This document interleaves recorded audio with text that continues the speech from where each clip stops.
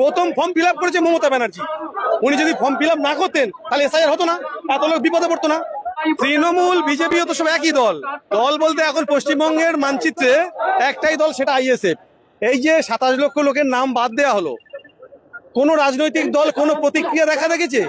কোন রাজনৈতিক দল দেয়নি। একমাত্র আমাদের দল ইন্ডিয়ান সেকুলার ফ্রন্ট আজ রাস্তায় নেমেছে, আগে থেকে নেমেছিল, এখন নামছে।